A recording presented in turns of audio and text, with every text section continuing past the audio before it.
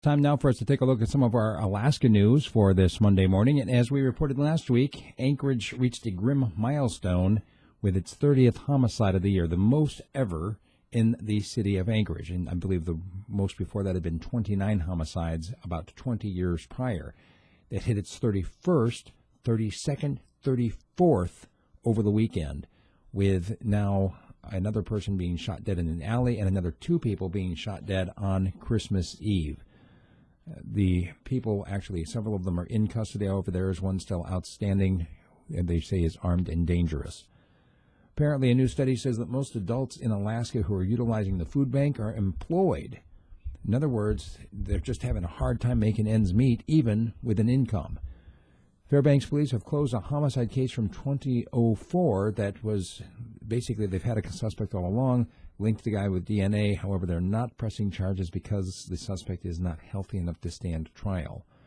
The case itself stems from a murder in a transient camp. There's another person who's been missing now for more than a week down in Anchorage. They're asking for people's help in finding him, and yet another person who's only been missing since Friday that they're asking for people's help. So once again, it's that time of year, especially people who are considered vulnerable adults or disabilities or whatnot. It's a really good idea to know where they are. Pebble backers are hoping that the Trump administration is going to breathe new life into their mine project, as the incoming president has promised, basically, to remove all restrictions on natural resource extraction. The State Employees Union is filing a grievance over the plans to outsource jobs with the DOT. We reported last week about how this new budget would, quote, cut about 76 positions, and so they are filing a grievance because they didn't follow the right path of allowing the union to fill those positions first. Although the rest of the country has seen record travel this year around the holidays, Anchorage says that they don't ever see that much during the holidays, and this year is no exception. They get slammed during the summertime for obvious reasons. The Fort Wainwright strikers are going down to California to train in the desert starting in January 10th.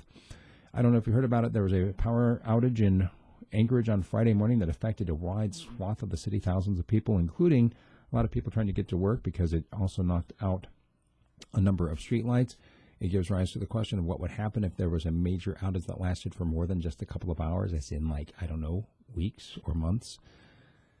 An anti-fluoride ballot initiative has gotten support from a couple of different Anchorage legislators, including people on completely opposite sides of the spectrum, those who continue to promote fluoridization of the water say, no, it's no big deal. It's perfectly safe. Those who want it out of the water say it's toxic, it's forced medication, and we don't want it. It's easily available anywhere else.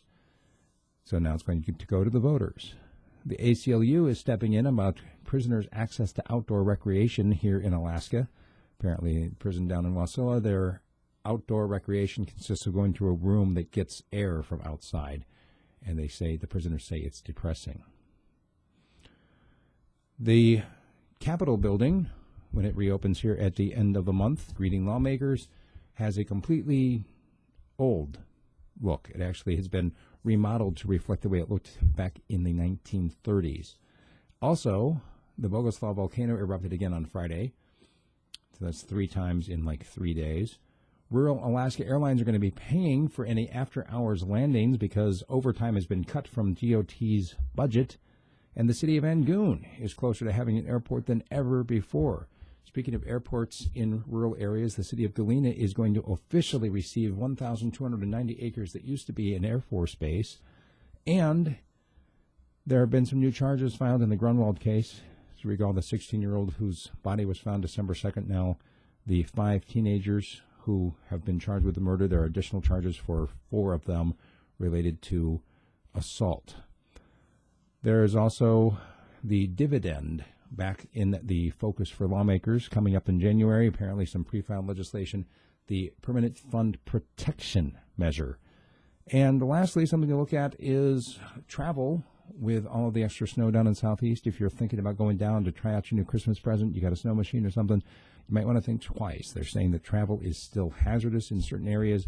because of avalanche risk, because of all the extra snow they got. So although it's a good thing that we got extra snow down there, it can also be a very dangerous thing. So be careful out there. If you like what I'm doing, please consider becoming a sponsor either through Patreon or through a direct subscription at my website, radiofreespeech.com. Thank you very much.